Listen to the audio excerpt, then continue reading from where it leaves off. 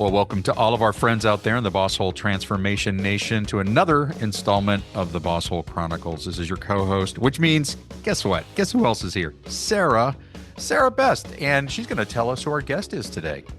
Hey, John. Nice to see you today on the Boss Hole Chronicles.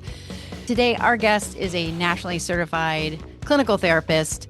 She is a former D1 athlete, and she's married to a D1 coach. She's like surrounded by athletes for children, and she works with athletes and leaders. Her name is Jonelle Massey, and she's also written a really powerful book called The Miseducation of Empathy. But our subject matter today might just blow people's minds. You know, we entered into this conversation. We want to talk about mental health, but Jonelle has kind of a state of things today around kids and leaders and mental health that I think we all should probably tune into and be aware of, along with some deeper understanding of why we've arrived at this place and what we can do about it. That sounds like an amazing topic. Let's jump in. Let's do it. The Boss Hole Chronicles are brought to you by Real Good Ventures, a talent optimization firm helping organizations diagnose their most critical people and execution issues with world-class analytics. Make sure to check out all the resources in the show notes and be sure to follow us and share your feedback. Enjoy today's episode. Jonelle Massey, welcome to the Boss Hole Chronicles. Thank you for having me. Yeah, it's really good to have you, especially with focus right now on mental health. And let's just agree that it's not a new focus. It's just something that we are maybe talking about more frequently on the podcast here. Our listeners hopefully will be tuned into and already maybe even responding to signs and symptoms and challenges they might be experiencing with mental health, especially leaders. But Jonelle, we reached out to you as an expert, a nationally certified clinical therapist, and someone who has a great deal of experience working with leaders, athletes, organizations of all types and sizes, to help our listeners debunk any myth they might have about what do we mean by mental health. Well, that's a good question. I'm glad you asked me that. My colleagues and I are in an uproar, so to speak, because we love the fact that there's a lot of awareness around mental health. And that's kind of the thing that we've been trying to do for decades is bring awareness and also look at the stigma of mental health. And so with those two things, we're glad that there is awareness and mental health is being talked about. We're also worried about how it's being communicated and who's driving the wheel of the conversation. And we're noticing that we are defining mental health nowadays as the absence of uncomfortable feelings and the avoidance of adversities. And so, unfortunately, I don't think we're going to be in a space of building capacity and resiliency if we're just trying to get rid of the things that would help build those things, which happens to be adversities and a lot of times uncomfortable feelings and emotions. I had never heard that before. The avoidance of uncomfortable feelings. And what was the second part? And just the absence of adversities. The absence of adversities. Yeah. Wow. And, in my mind, just preparing for our conversation this morning, I was kind of going in a totally different direction, even reflecting on my own experience of the last number of years, most recently, feeling overwhelmed, uncertain, in many cases ill-equipped, and then totally thinking something's wrong with me. And Yeah. I wonder if other people think that. And then if they do, how do they make sense of what you just said? Yeah, well, in a lot of Instagram posts and a lot of influencers and folks who are very interested in the topic of mental health is telling folks to run away from anything that causes you to feel all the things you just mentioned, overwhelmed, Uncertain. upset, uncertain, all of Right. those things. Ill-equipped. Yeah. Yeah. Mm. Rather than leaning in and stretching and trying to find ways to navigate those very appropriate, normal human emotions. And that's the conversation we're not having about mental health, Yeah. is that we are to look at these as opportunities to stretch and build capacity. Can I ask a really quick question, Janelle? Because the avoidance, when I hear about avoidance behavior, Hmm. part of that is those are one of the two pitfalls of an unsafe environment or a lack of psychological safety. And I know you talk about that in your work, or you've addressed that. So Hmm. in other words, people either they're being instructed to avoid that, or they're not equipped to do that. And so it's sort of a double-edged sword. By avoiding it, you're not building that muscle, and it doesn't improve the situation. I just think that this discovery of, where are we going was a little bit easier because, as you mentioned, I work with athletes. Mhm. Yes. And so athletes are always around adversity. In order to win, they've got to get through a barrier, someone who's trying to stop them from succeeding. And so that's the space that I've always been in, Mhm. in helping athletes figure out how to navigate their emotions. And what I love to talk about is emotional agility combined with empathy, and figuring out those ways to kind of stay in neutral in order to get that prefrontal cortex thinking and what's a way to solve the problem in the win. And I Yes. don't think it should be any different for leaders or any different for any type of industry or for us who don't dribble a ball or skate on ice. I love that and agree wholeheartedly. Our listeners already know you were a very successful D1 athlete. You played basketball in college. Mhm. Your own lived experience through performance and meeting high expectations and high demand would attest to your approach here. If people are getting the message to run away from the uncomfortable feelings and the adversities, where are they being instructed to go? Like, what are they supposed to do?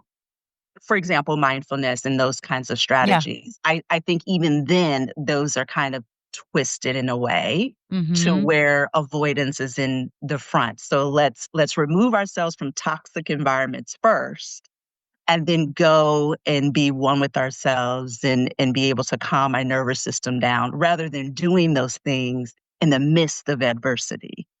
And Yes. Okay. so even with strategies that we're hearing about, they're not being explained to do that in the midst of chaos, or even not even chaos, but just minor stressors. And Mhm. that's really the concern, is that we're going to look up a decade from now, and people are not going to learn how, they're not going to know how to deal with conflict. We're going to be in these silos living life, Mhm. just scared to go out and do anything that might include some uncomfortability or some Mhm. type of adversity. So I'm going to ask a slightly different question. I mean, Sarah was talking about what are they doing or where are they going, but what is the origin of this? And first of all, is it something relatively unique and new? Although I can't believe in the world of human behavior and those variables that it's necessarily new, but what's the origin? And the other part too is there anything that is somewhat generational about this? Because there are 5 generations in the workplace right now. And of Mm. course, we always talk about helping managers avoid the boss hole zone, and we'll get to that in a second. But origins, and are we seeing it in a particular group of people? I think that as far as origin, I think when we want to mention COVID all the time, but I Mhm. think there is some validity to us being in a space where all of a sudden things were out of our control. Hmm. And so now we've gone from one extreme to make sure that everything is in our control. And so we're going to control our environment so that we are not faced with surprises or unpredictability or adversity or challenges. I think that's one source of origin. When you touched on generations, Hmm. again, it's going from one extreme to the other. So when I think about my parents, who are in their late 70s, and very different parenting style, Mhm. where it was like children are to be seen and not heard. Mhm. You only speak when you're spoken to. What goes on in this house stays in this house. I can go on and on and on. And we knew that some of that wasn't psychologically safe, but also just wasn't a space for curiosity and growth and for self agency. And so we go from one extreme to the other, Yeah. to where, we have gentle parenting, but we also have, for parents, protecting our kids from any type of uncomfortable emotion or adversity. Right. And so when you talk about this is something that's happening generation, and I might have to take blame for that with my generation. Me too. But I do think that it's going to continue because my children, who are 17 or 13, love life because I have done some of that. And so they're probably going to repeat the behavior for their child. They're going to say, oh, I had a great childhood. Mhm. Didn't really have a whole lot of this or that. And so I can see it continuing. Is that what we call snowplow parents? Where they just plow all the tough stuff out of the way and smooth the road and the path for their kids? I've never heard of that term, but this sounds about right to me. I Well, learned about it after I heard the term helicopter parents. Like, I thought that was the new thing, but it makes a lot of sense. Yeah, And if we think about, John, your question about generationally, how mm, leaders are, kind of dealing with multiple generations, their leadership style, if it's yeah. born from the command and control and, you know, I'll give you something to cry about, like, quit your bellyache and get the job done. Leave your hmm personal life at the door. We get Yeah. work. Yeah. And Yeah. you have people coming in who have been conditioned to, wow, to express everything yes, all the time. When yes. Yeah, go ahead. Sorry, go. Well, I have a question. So based on how you described what kids and people are and athletes are being trained to do, it seems like the missing piece then, if we have, unhappiness or a disconnect, then we go find oneness with ourselves and we use mindfulness, and I'm not knocking mindfulness at all, but it seems like Sure. the missing piece in there would be the actual connecting to and feeling the feelings all the way through. Absolutely. And that's Under great mental health. Okay, that's good mental health. Understanding where the feelings are in your body. Recently, I was listening to a different podcast and they talked about how it's not the emotion that's the trauma. It's not even necessarily the experience that a person has that creates the trauma. It's that we don't deal with the emotion and it gets trapped maybe physically in our body that creates trauma.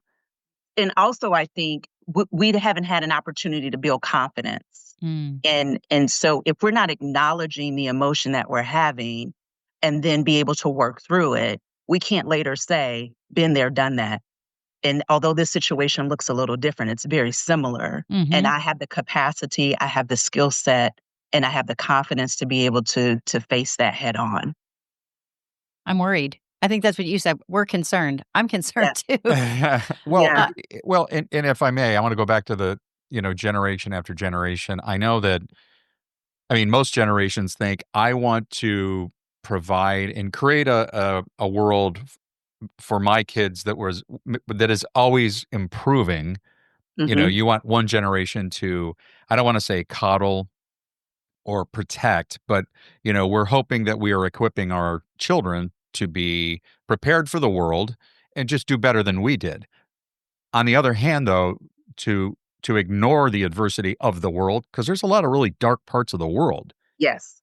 That's what you're talking about, is that if we are shielding from the reality that, listen, we want you to be good, citizens and honorable people and whatever that may look like, hmm raising children, the reality is you are going to hit some things in your life that are going to set you back on your heels and be hard and painful. So Yeah. somewhere in there where that message is getting lost, or we're just shielding Yeah. people from that.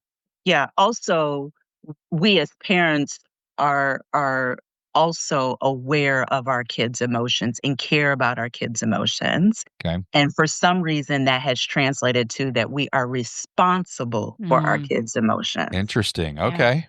And Yeah. so if my child is sad, I must have not done enough or I caused it to Mhm.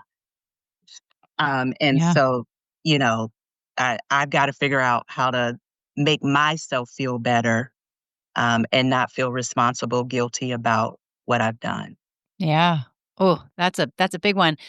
What about, I mean, is that also happening in the workplace? One could theorize that um, boss holes don't necessarily have that insight awareness or interest potentially in, understanding or respecting other people's emotions.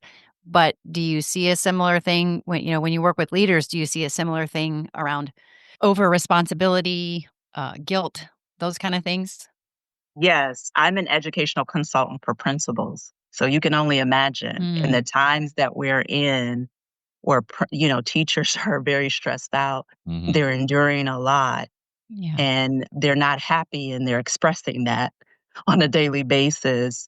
And the principal feels responsible not only for the day to day operations of the building, but also the well being of their teachers, Hmm. because that is pressed upon them, to have this psychological safe space for teachers. But we have to give a little bit of grace and some boundaries with the principal to say, listen, that teacher responded in that way because that's how she felt to respond. And I don't think it's any indication of what you've done or haven't done.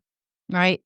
Yeah. That's helpful. And that's something each of us as individuals should keep in mind. People are experiencing what they are experiencing. We don't have to make what they do or say or don't say mean anything about us or them. But in sometimes in an agitated or fearful, dysregulated state, that's the easiest, assumption is, we default to. So that's another good piece that's right there. I don't want to dismiss the fact that as leaders, we need to create a space that people feel like they can make mistakes and that they Mm, can grow and that they can build capacity. Hmm.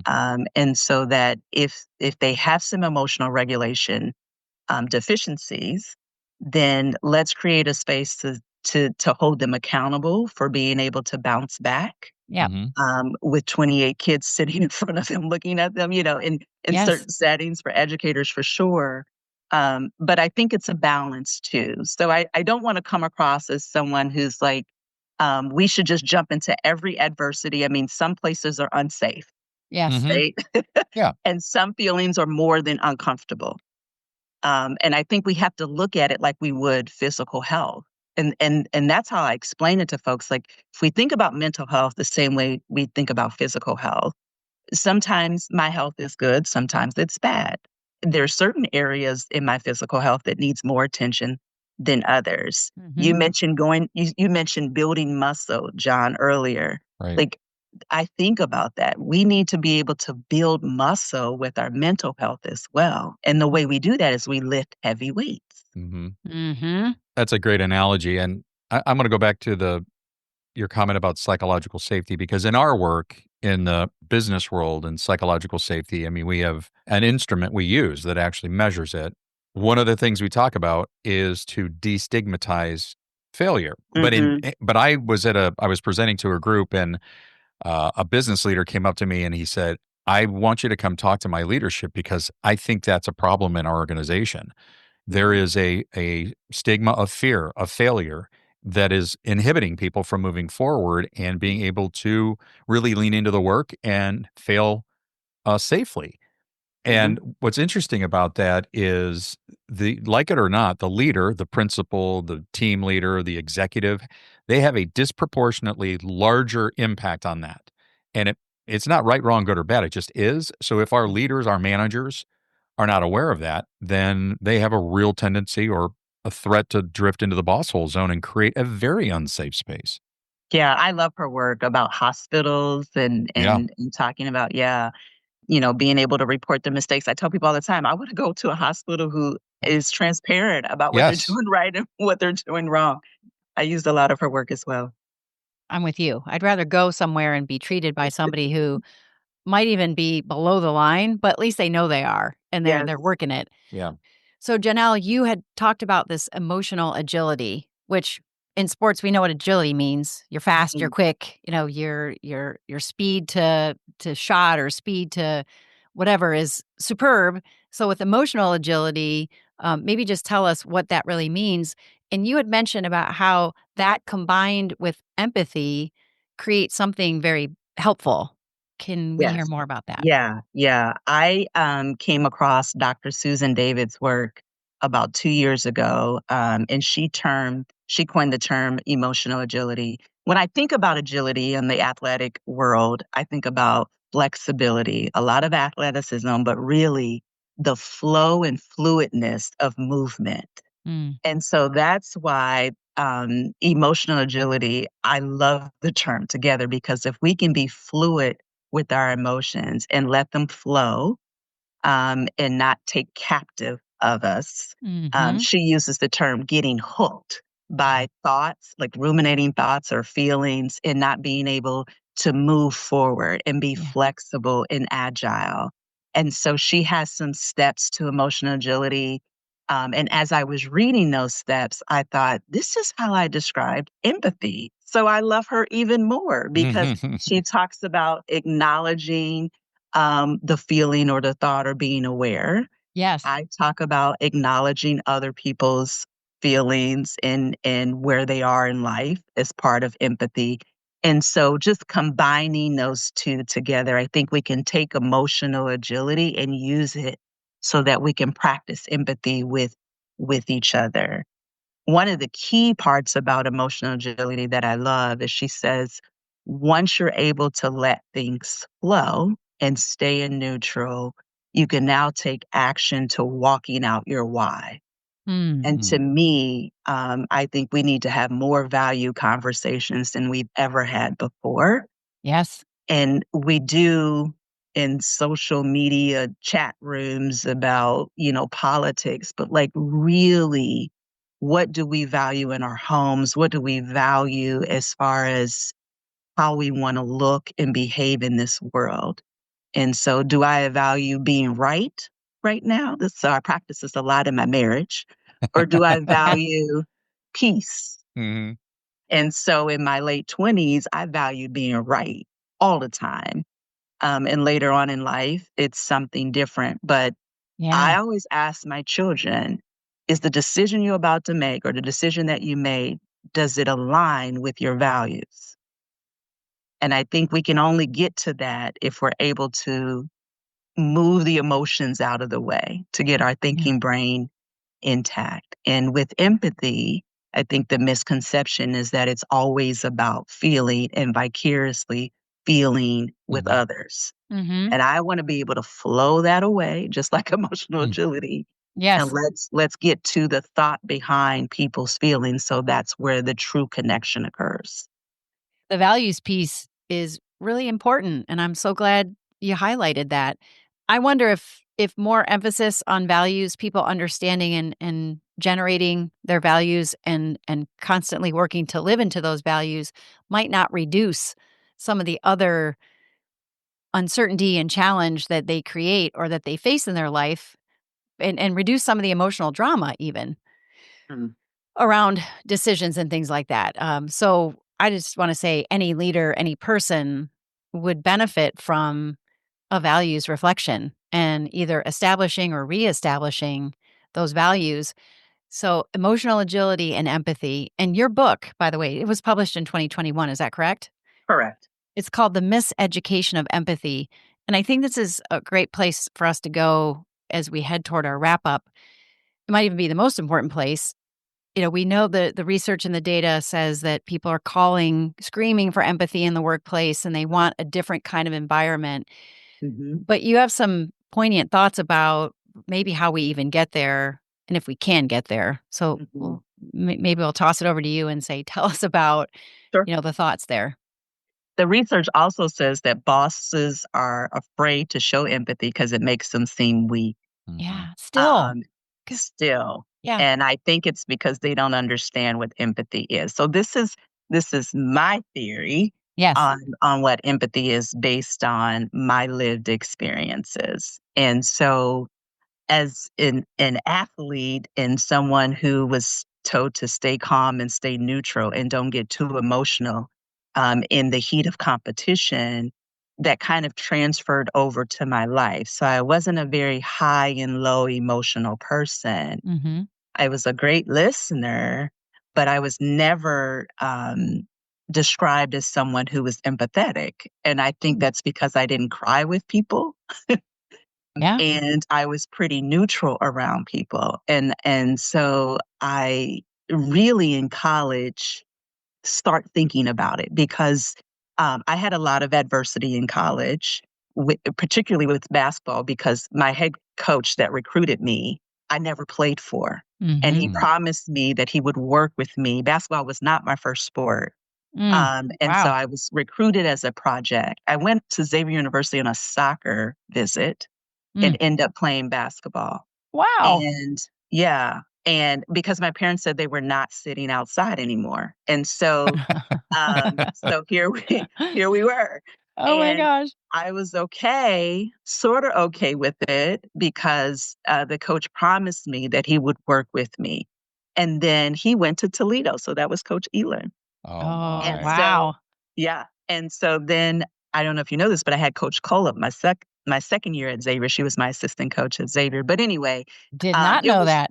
yeah, it was Yeah. rough. It was rough, and she was very empathetic. But I found myself trying to find someone who understood feeling abandoned and feeling not good enough for Mm-hmm. the first time in an athletic setting and trying to manage and navigate those feelings. And I don't believe I came across a lot of folks who were empathetic to my situation because I was on full ride. Mm. I didn't have any tuition. And what are Mm-hmm. you complaining about? Mm. Yeah. You get to travel the world. And so it was very hard for people to understand some of the central themes that a lot of people go through, which is, being disappointed because of abandonment or just things Mm-hmm. not going as planned or as promised. Right. And so I just started exploring this idea of what empathy really is. And particularly that whole saying, put yourself in someone else's shoes. And I struggled with that. And I thought, how can anybody put themselves in my shoes? They've not gone through all the things, and I don't know how I could do that for others. And Right. so the tagline of my book is keep yourself in your own shoes so that you can create space for people to be heard. Yes. And so I started my journey. And I think if we can get to the point where we're not trying to feel what other people are feeling, but get behind the feeling and investigate their experience and their thoughts and their beliefs, then maybe we can have some connection there. And so there's a process in the book that the ABC model, and then I also talk about some archetypes of how we express empathy. It is a beautiful book. You put a lot of your own story in there, other really powerful stories. We'll make sure that our listeners have access to be able to purchase the book or find it online through our show notes. I think what I'm hearing you say, it reminds me of something I've heard Brene Brown say around empathy. It's believing the experience and the feelings of others. Hmm. So I like how you have released us of the responsibility to have to feel the feelings. I mean, we can do that too, but it's more about supporting, working to understand, and starting from where they are, Yes. believing their Yeah. experience. And in your case, what would it have been like for you if people didn't question or tell you to suck it up, you got a full ride, you should just enjoy where you are? What if they really began to understand, hey, she just needs some things. Yeah. She's experienced a significant shift and loss. She needs some certainty. She needs some clarity. I think that's really great advice. And for the leaders who are uncomfortable or don't really know how to express empathy, it's really not about you. It's Yeah. about the other person. Hmm. It's about you focusing on the other person, and if you don't know what they're saying or you can't relate to what they're feeling, then you gotta ask some questions, Absolutely.